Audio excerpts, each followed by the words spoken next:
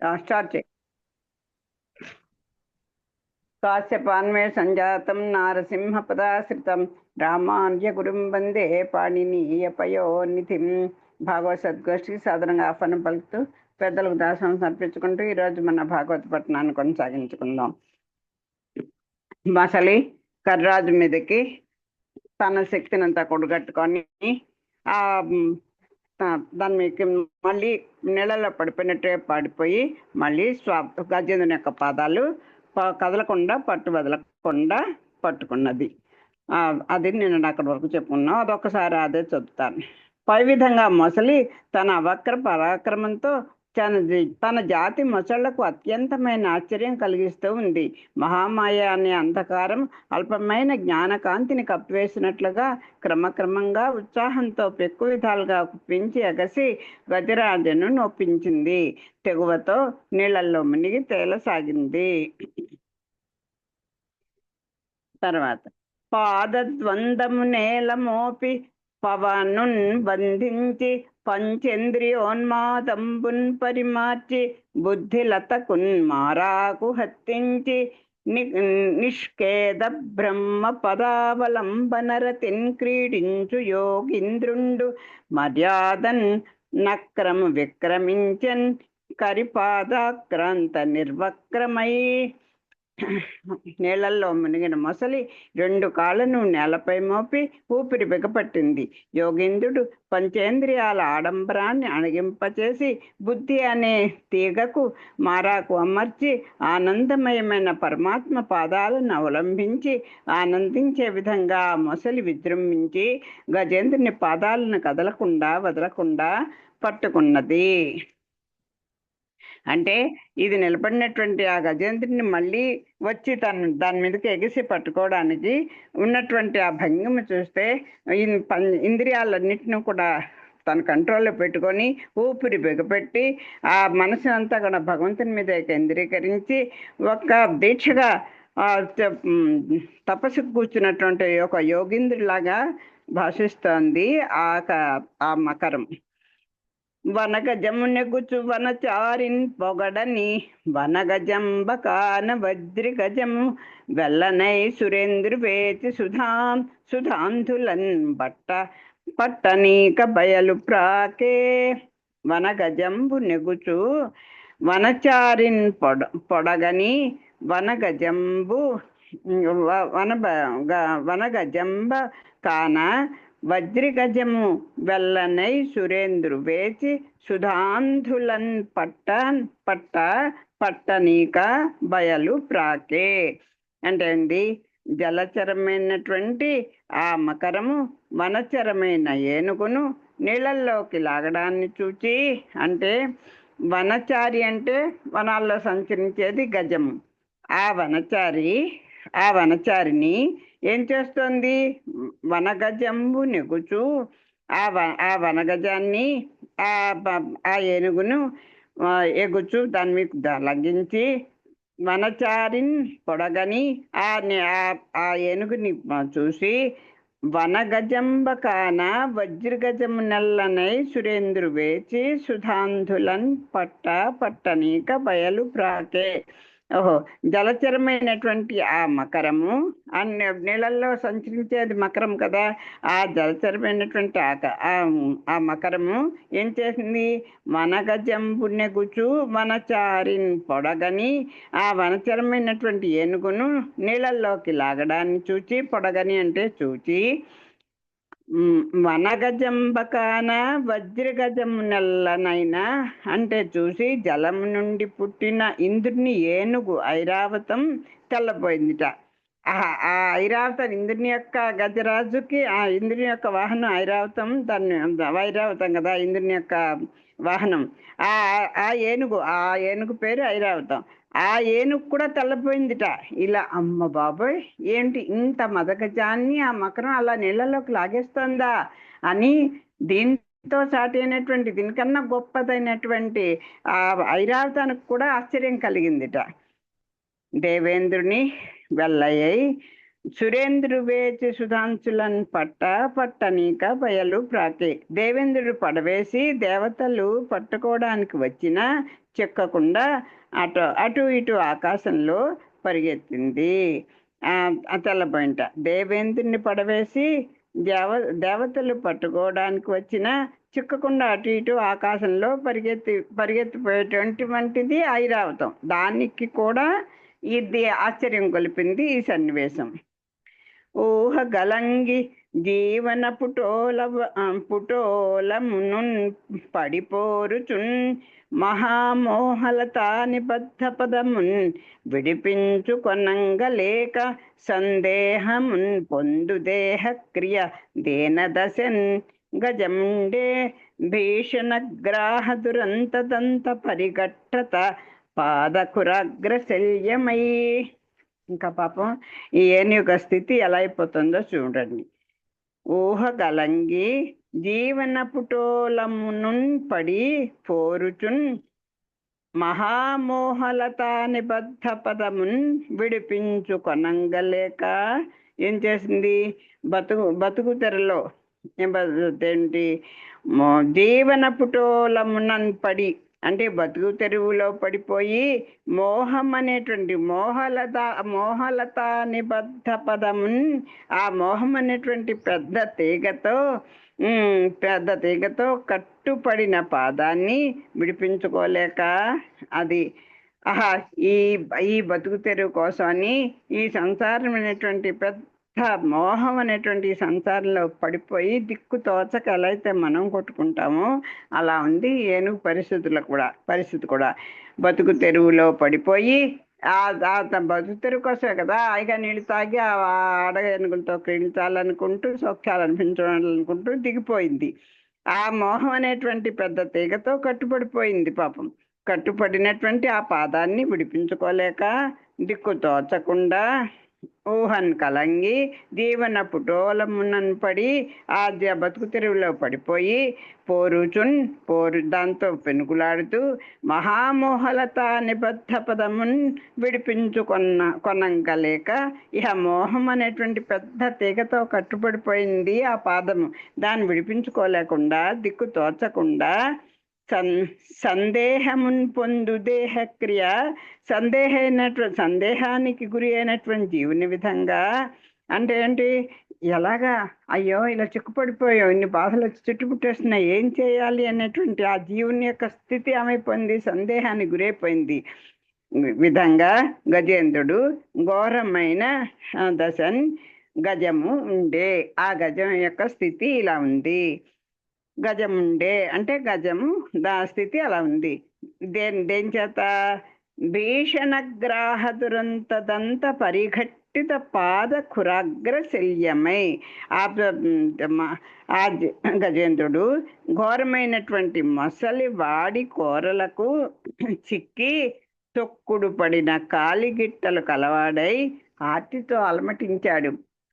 ఆ మకరి తన నోటితోటి ఈ పాదాన్ని పిండి చేసేస్తుంటే ఆ బాధ రక్త ప్రవాహాలు వచ్చేస్తుంటే అది ఎన్నేళ్ళ నుంచి అలా చీకిపోతుంది కదా. కాలు నీళ్ళలే అన్న ఒక వస్తువు ఉంటే పాచిపెట్టేదా? మరి వనచరాలండి జలచరాలంటే వాటికి అవే స్థానం భగవంతుడు కలిగించాడు కనుక మసలు అక్కడే ఉన్నా దానికి ఏం పాకుడు పట్టదు. కానీ ఈ పాదం పాపం నలుగుడు పడిపోతున్నాడంటే ఏంటి? ఈ పాపం చిక్కి ఏమి శక్తి లేనట్టు కృషించిపోతోంది పాపం. ఆ తొక్కుడు పడిన కాలిగడ్డ తొక్కుడు పచ్చడి చూడండి, ఆ మామిడికాయ ఇలా దంచుతాం, అలాగే ఎక్కడికక్కడ పిండిగా అయిపోతున్నాయి పాప ఆ గిట్టలు. ఆ కలవాడై ఆర్తితో అలమటిస్తున్నాడు గజేంద్రుడు.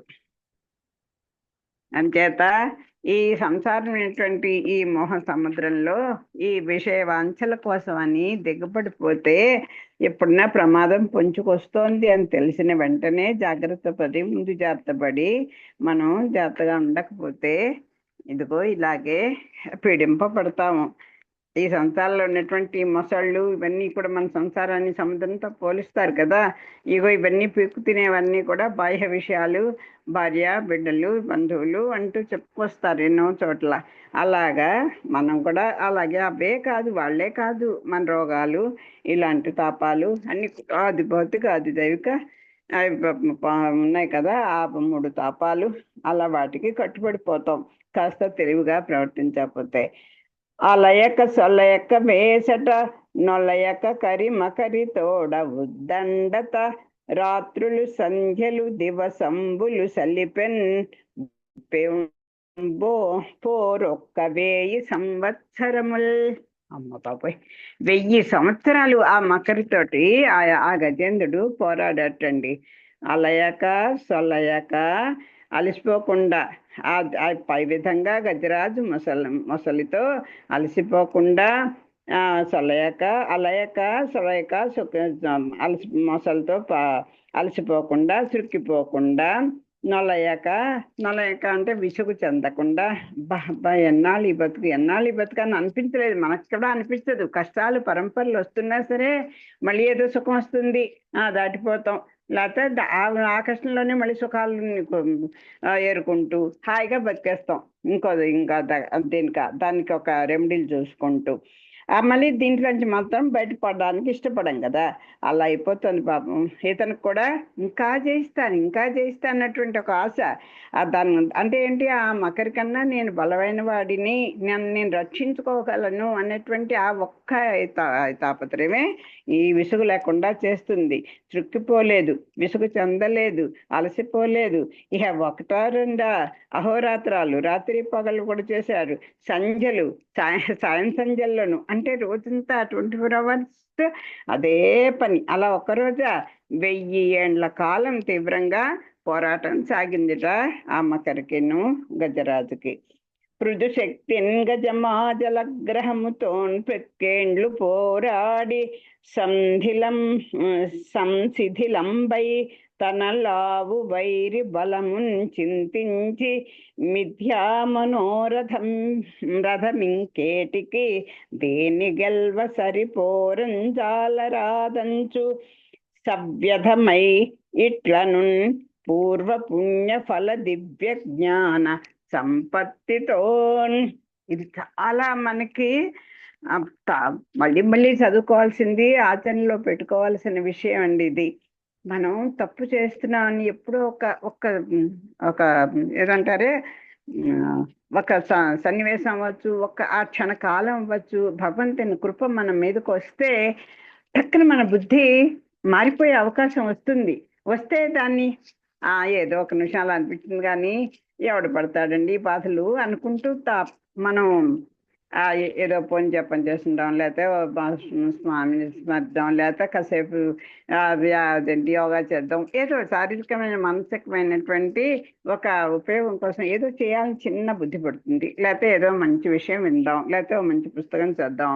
ఇవన్నీ పూర్వజన్మ సుకృత్యం చేత భగవంతుని ఆచార్యుల యొక్క కటాక్షం చేత మనకు అనిపిస్తే వాటిని పక్క తోసేస్తాం. ఏదో ఒకసారి అనిపించింది పొద్దున్న, కానీ అక్కడ కాస్త పడుకోవాలి అనుకుంటాం, అట్లా అయిపోతుంది. ఇప్పుడు పృథుశక్తిన్ గజము ఆ జలగ్రహముతో పెక్కేండ్లు పోరాడి, అలా ఈ సంసారంలో కూడా మనం కూడా ఈ తాపత్రయాలతోటి పోరాడి అలా ఒక్కసారిగా పుట్టి పెరిగి ఇప్పుడు 74 ఏళ్ళు వచ్చాయి నాకు. అలా జ్ఞానం తెలిసిన వరకు సుఖం కోసమే కదా తాపత్రయం. అలా పోరాడి ఏమైపోతున్నాం, సంశిథిలంబై శారీరక శక్తి పోయింది, మానసిక శక్తి అయిపోయింది, కంఫర్ట్స్ పోయాయి, అనుభవించే ఆరోగ్యం లేదు, ఏమీ లేకుండా అందరం కూడా ఇదే స్థితి. పోరాడి శిథిలంబయ్యి చిక్కిపోయాడు పాపం. పోరాడి చివరికి చితికిపోయినాడు. ఒక ఇంటి గృహ యజమానం అండి, ఒక సంస్థ అయితే ఉండండి, అతను కూడా అలా దాన్ని ఇంకా పెంచేసుకోవాలి, ఇంకా విస్తరింపు చేయాలి, ఇంకా మనం గొప్ప పేరు తెచ్చుకోవాలి అనేటువంటి ఒక ధనాశ అక్కడ వాళ్ళకి. అలాగే సుఖాశ మనకి. అలాగా ఒక్కొక్కరికి పేరు, అలా కీర్తికాంక్ష కొందరికి, ఐశ్వర్యకాంక్ష కొందరికి, అలాగే సుఖానుభవం. అబ్బా పుట్టింది ఎందుకండి, దాచుకుని ఏం చేస్తాం, బతుకున్నాళ్ళు శుభ్రంగా అనుభవించకుండా అనుకుంటున్నాడు ఒకడు. అలాగే ఈ ప్రాపంచికమైనటువంటి విషయాల్లోనే జీవితాలని గడిపేస్తూ అలా ఎన్నాళ్ళు అనిపిస్తాం. అన్నీ ఉన్నాయి ఇప్పుడు. ఎన్ని గంటలు టీవీ చూడగలం? ఎన్ని గంటలు పోనీ మాల్స్ వెళ్ళగలం? ఎన్ని గంటలన్నీ బయట బీచ్లు తిరగగలం? శక్తి లేదు కదా, శక్తి లేదు. ఆరోగ్యం శరీరం సహకరించావు కదా. అలా పోరాడతాం చితికిపోతున్నాడు. తన శత్రువును శత్రు బలాన్ని పోల్చి ఆలోచించుకున్నాడు. ఓహో, పక్కవాడెవడో హాయిగా రోజు అక్కడ తిరుగుతూ ఉంటాడు, మనము తిరిగేస్తే బాగుంది, చూడు వాళ్ళు చక్కగా తిరిగేస్తున్నారు, నా దగ్గర అన్ని డబ్బులు ఉన్నాయి కానీ నేను వెళ్ళలేకపోతున్నాను అనుకుంటూ ఉంటాం. రైటే, నీకు డబ్బులు అయితే ఉన్నాయి, వెళ్ళడానికి శక్తి ఏది? శరీరం సహకరించాలి, మనసు సహకరించాలి, నీకు వాళ్ళతో గడిపేటువంటి ఇది ఉండాలి. వాళ్ళు గొప్ప వెళ్ళిపోతారు, నువ్వు వెళ్ళలేవు. ఇవన్నీ ఆలోచించుకుంటారు కదా. ఇప్పటికి ఆ స్పృహ వచ్చింది గజరాజుకి. తన శత్రువు ఏమిటి? తన శక్తి, తన బలం క్షీణించిపోతోంది. ఈ అవతల వాడి శత్రు బలం పెరిగిపోతోంది. రోజు రోజుకి నా స్థితి దిగజారిపోతోంది అన్న ఆలోచన ఒక్కసారి వచ్చింది ఆ గజరాజుకి. అలాగే మనకు కూడా అయ్యో కాలం అయిపోతోంది, ఏ క్షణాన భగవంతుడు రమ్మంటాడో వెళ్ళిపోతామో, చిన్న పెద్ద ఏమీ తేడా లేదు, ఈ క్షణాన్ని మనం దుర్వినియోగం చేసుకోకూడదు అని అనిపించింది. అలాంటి ఊహ రావడమే గొప్ప విషయం. వచ్చిందంటే దాన్ని సద్వినియోగం చేసుకోవాలి అని మనకు తెలుస్తాను. చూడండి, పాప అలా చూసుకున్నట, అమ్మో నా శత్రువు తగ్గిపోతుంది, శత్రుబలం పెరిగిపోతుంది అనుకొని రెండు బేరీజ్ వేసుకుని పోల్చుకొని ఆలోచించాట కాస్త. మనం ఈ పని చేయగలమా? మనకు టైం ఉందా? మనకి శక్తి ఉందా? మనకు అవసరమా? అవి అన్నీ ఆలోచించుకోవాలి. అలా ఆలోచించాట. ఇప్పుడు దీనిని చింతించి మిథ్యామనోరథం బింకేమిటికి దీని గెల్వ సరిపోరంజాలరాదంచు. ఓహో, అయిపోయింది, ఇంకా కాస్త నా పొగరు నేను తగ్గించుకొని, నా శక్తిని నేను దృష్టిలో పెట్టుకొని, నా యొక్క ఇప్పుడు ఆ ఏనుగు పాదంతా కూడా ఇదైపోతే అంత పెద్ద జంతువుకి ఏంటి, రోగాన్ని పడి కింద ఉండాల్సిందే కదా. అంచేత అనుకుంటోంది. ఇంకా అప్పటికి అనిపించిందండి, 1000 సంవత్సరాలు దాంతో పోరాడి పోరాడి పోరాడి, దానికి 1000 సంవత్సరాలు. మనం పోని భగవంతుడు పూర్తి ఆయుధాన్ని ఇచ్చేస్తే 100 ఏళ్ళు కూడా ఆఖరికి ఇంకా మంచం నుంచి కదలేని స్థితి వస్తేమో కానీ అప్పుడు కూడా ఈ మనం కదలేకపోయినా మనం మాట్లాడుకునేది అదే ఉంటుంది. ఎవరికి ఎంత డబ్బులు ఇవ్వాలి, ఎవరు ఎంత ఉండాలి, మనకి ఎంత సౌఖ్యంగా వెళ్ళి చూస్తున్నారా లేదా, మన బాగా అవే తాపత్రయం అదే ఉంటుంది కదా. అలాగే ఉంటాం మనం కూడా. అప్పుడు భగవంతుడి దయలో ఇలాంటి ఆలోచన వచ్చింది అనుకోండి, ఏదోలే మనం చేయలేకపోతున్నాం, మనకి శక్తి లేదు, మనకి శరీరం సహకరించట్లేదు, అలాగే మనసు సహకరించట్లేదు, ఏదో ఇంత టైంకి పెడుతున్నారు, కృష్ణారామ అనుకుంటూ పడుకుందాం అన్న స్థితి కూడా, స్వామి ఏదో నన్ను ఇలా మనసాన్ని పడేసావు, ఇప్పుడైనా నీ స్మరణ ఇచ్చేట్టుగా బుద్ధి కాస్త ఆత్మీయతో చేయించవయ్యా అని అనుకోవాలని అనిపిస్తుందో అనిపించదో మరి. భగవంతు కృప ఉంటే అనిపించాలి మరి. అలాగా దీన్ని ఓడించడానికి లేదా దీంతో సమానంగా పోరాడడానికి నాకు సాధ్యం కాదు. ఇప్పటికీ ఈయనకి ఒక జ్ఞానోదయం అయ్యే అవకాశాన్ని చూపిస్తున్నాడు. అది కూడా ఎందుకు వస్తుంది? అదే ఈ మిథ్యా మనోరథం బిదేమిటికి, ఇంకా నా మనస్థితిని, ఇదంతా ఒక మిథ్య, ఒక మాయ. నన్ను నేను రక్షించుకోగలను, నన్ను నేను సంరక్షించుకోగలను, నేను అవతల జంతువు కంటే నేను చాలా గొప్పదాన్ని, జంతువు అనుకోండి, వస్తువు అనుకోండి, ఏదైనా అవతల వ్యక్తి కంటే కూడా నేను గొప్పవాడిని అని అనుకోవడం చాలు. ఇంకా అసలు ఇలాగా అడియాస ఇంకెందుకు? అడియాస అంటే దురాశ. ఇంకా అంటే ఫలింపడినటువంటి ఆశపడితే ఉపయోగం ఉంది. అది నీకు తగిందా కాదా, అవసరమా కాదా, అది కూడా చూసుకోవాలి కదా. అంతే, పోరాడడానికి నాకు సాధ్యం కాదు, అడియాస ఇంకెందుకు అనుకుంటూ దుఃఖించాడు. పూర్వపుణ్యం వలన కలిగిన మేలైన జ్ఞానం వలన అది భయం అండి. మరి ఇన్నేళ్ళ నుంచి ఎందుకు రాలేదు అంటే, నీ కర్మని నువ్వు అనుభవించాలి కదయ్యా. పోనీ నాన్న ఒక్కసారి నీ 1000 ఏళ్లలో ఒక్కసారిని అంత పీడింపబడుతోంది ఏనుగు. ఆ మకరి లోపలికి వెళ్ళిపోయి పడిపోయినట్టుగా నీళ్ళలో తెలిపోతూ చనిపోయిందేమో అనిపిస్తూ, దీని తొండం దెబ్బలకి, దీని యొక్క దంతాల యొక్క తాకిడికి అది కూడా ఎంతో కృషించిపోయింది. కానీ బలం దానికి పెరుగుతుంది, ఎందుకంటే దాని నివాసం నీళ్ళే కనుక హాయిగా విహరిస్తోంది, దీనికి అడ్డుపడుతూ. కానీ ఏనుగు అలా కాదు కదా. అంచేత అలా అలా పోరాడతాను తప్ప ఒక్కసారి అంటే ఏమిటి, నీకు అన్నీ సౌఖ్యంగా ఉన్నప్పుడు ఒక్కసారి వెంటనే తెచ్చుకొని, నాయన దీన్ని కట్టుబడింది ఎందుకో, నా పూర్వజన పాపం వల్ల నేను ఈ మడుగులో దిగిపోయాను, ఇదిగో దీనికి కట్టుబడిపోయాను, నేను ఇలా చేయించిపోకుండా నన్ను నువ్వే రక్షించవయా అని నిజంగా అప్పుడే అనుకుంటే ఆయన అప్పుడేనే వచ్చేసేవాడే. 1000 ఆగక్కలే స్వామి. కానీ చెప్పాను కదా, ఆయన అడగంటే ఆయన రాడు. అంచేత ఈ మన కర్మను కూడా మనం అనుభవింప చేస్తాడు. ఆ కర్మని అనుభవించేటప్పుడు కూడా భగవత్ స్మరణ కనుక మనకుంటే స్వామి తప్పకుండా రక్షిస్తాడు అని చెప్పడానికి ఈ గజేంద్ర మోక్షమే ఒక వృత్తాంతం. ఈ వృత్తాంతమే తెలియజేస్తుంది. పూర్వ పుణ్యం వలన కలిగిన మేలైన జ్ఞానం వలన అతడు తనలో ఈ విధంగా అనుకున్నాడు. అప్పుడు ఇలాగా అమ్మ భావిస్తున్నాడు. ఏ రూపంబున దీనిగెల్తు ఇట మీదే వల్పున్ చింతించు ఎవ్వారించీరుదు ఎవ్వరడ్డమిక ఇవ్వారి ప్రచారోత్తమున్ వారింపంతగు వారలెవ్వరఖిల వ్యాపార పారాయణుల్ లేరే నొక్కెద దిక్కుమాలిన మొరాలింపన్ పుణ్యాత్మకుల్. అప్పుడు నాయనా దేవుడా, నన్ను ఎవడరా రక్షిస్తాడు నాయనా, దీన్ని నీ మొక్కల నుంచి ఎలా బయటపడతాను, దీనికి నా మొరసలు ముందర ఎవరాలకిస్తున్నారు అంటూ చూడండి.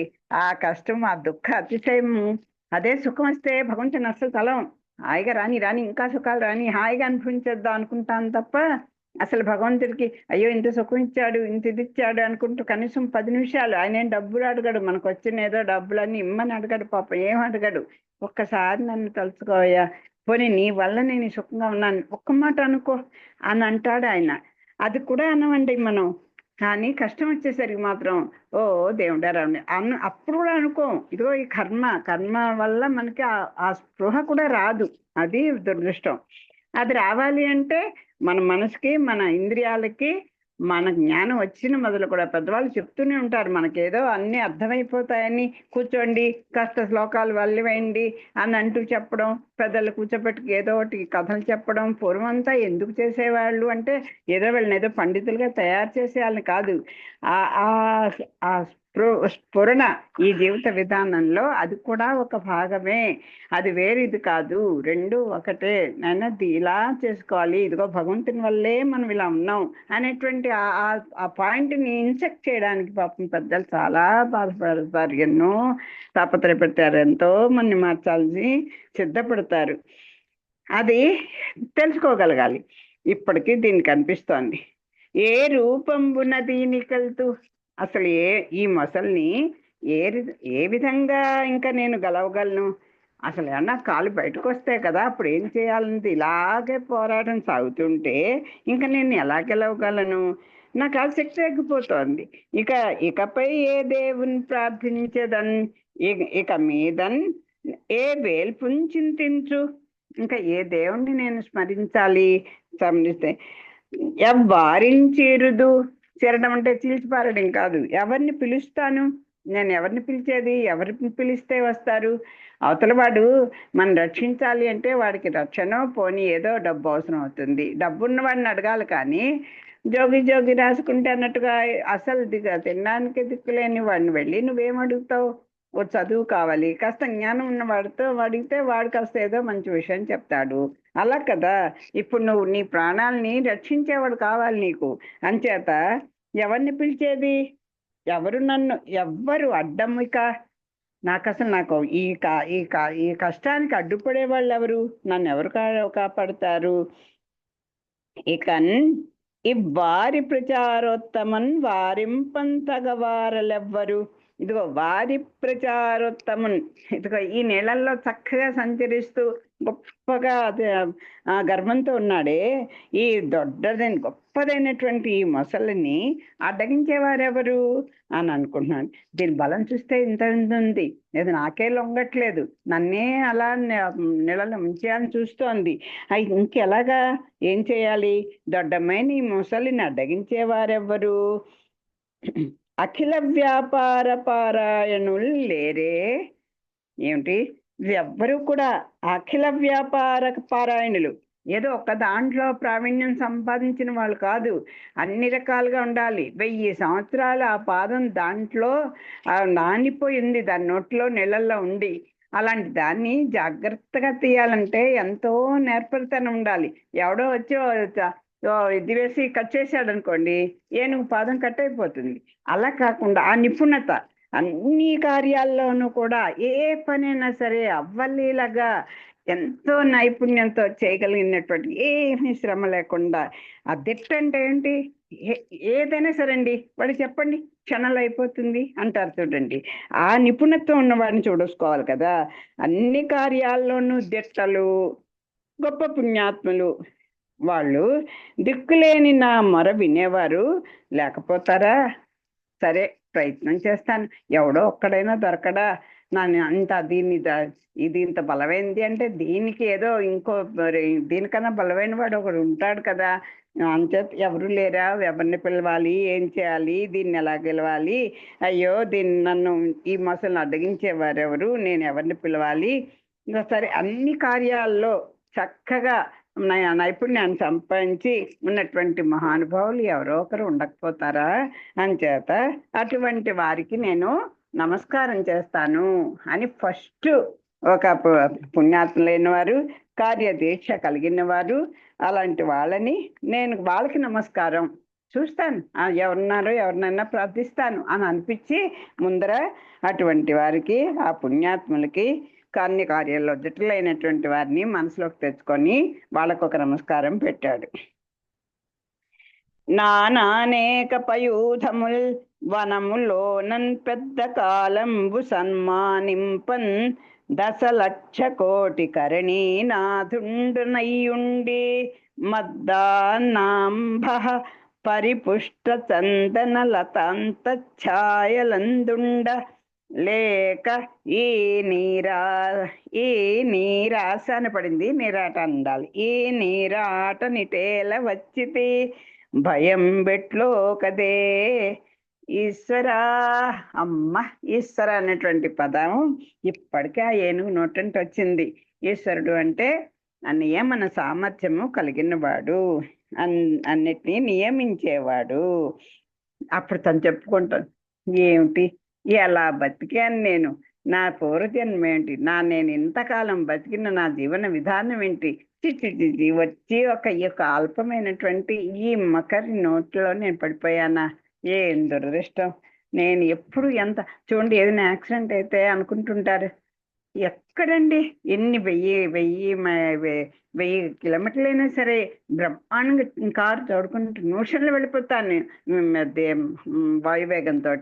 ఎప్పుడు ఇలా జరగలేదండి. ఇప్పుడా నేను 60 ఏళ్ళ నుంచి బండి తోలుతున్నాను, ఇవాళ ఏంటి ఇలా అయిపోయాను అనుకుంటారు చూస్తుండండి. అలాగా తన యొక్క ఇన్నాళ్ళ జీవన విధానం తలుచుకొని, ఏమిటి ఇలా అయిపోయాను, నానా అనేక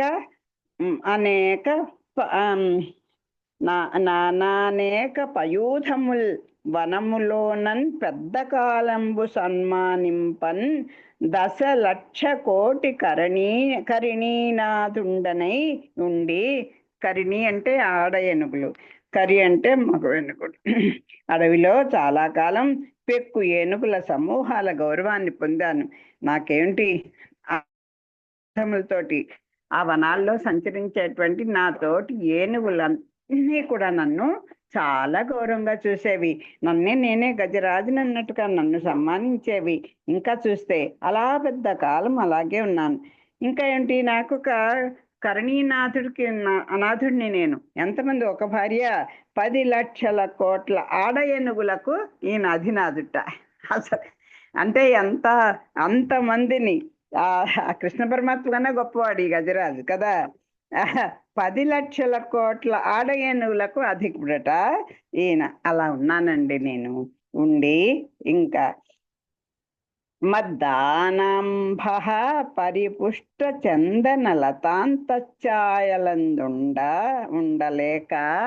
అది నా దాన జలధారతో పెరిగిన మంచి గంధపు చెట్ల నీడలలో సుఖంగా ఉండకుండా నీళ్లపై ఆశతో ఇక్కడికి ఎందుకు వచ్చాను? చూడండి ఎంత బాగుంది. అసలు ఆ ఊహ ఎంత బాగుందండి. ఏమండి, నాకు నిజంగా డబ్బులు ఉన్నప్పుడు ఎంతమందిని చదివించానో, ఎంతమందికి నేను దానం చేశానో, ఎంతమందిని కష్టాల్లో ఆదుకున్నానో, ఎన్ని సంఘ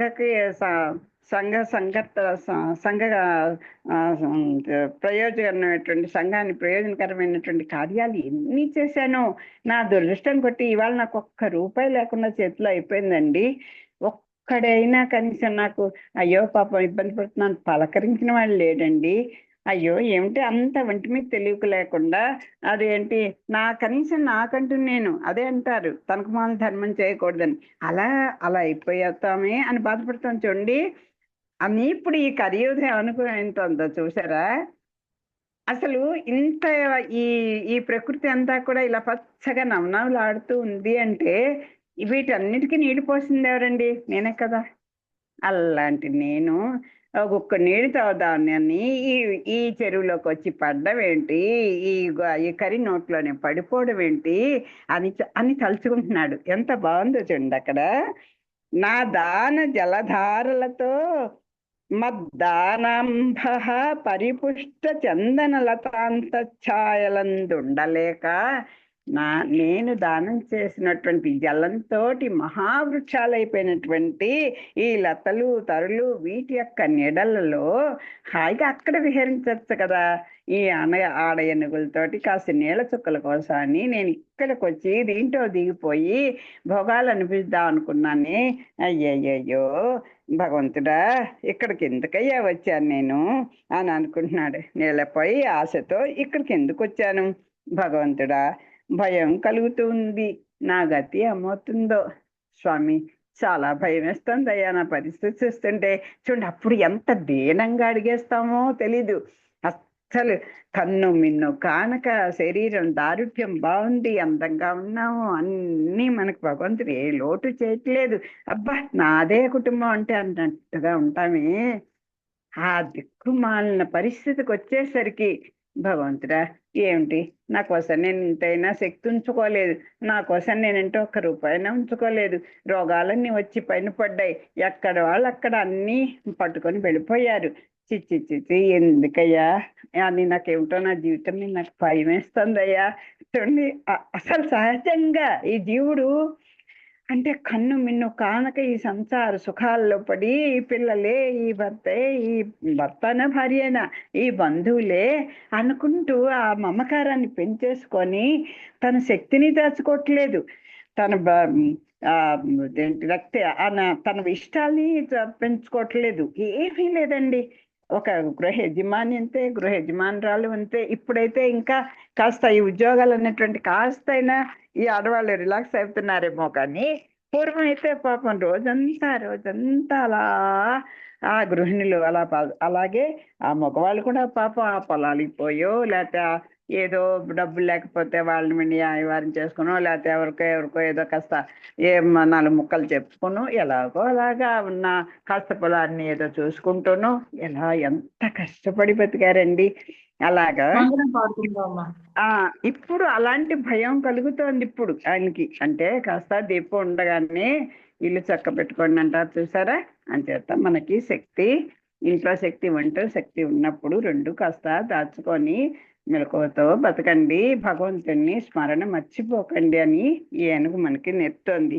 భగవంతుడా భయం కలుగుతుంది, నా గతి ఏమవుతుందో అని తన ఆత్మ నివేదన చేసుకుంటున్నాడు అని భగ్గజరాజు. అమ్మ ఇంకోటి పెట్టుకుందాం అంటే పెట్టుకుందాం, 11:20 కల్లా అయిపోతుంది కదా.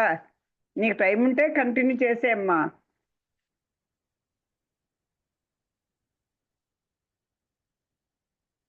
హలో ఇంకొక ఎపిసోడ్ పెట్టేసే కంటిన్యూషన్ లేదమ్మా. వద్దా? 12:20 కల్లా అయిపోతుందిగా.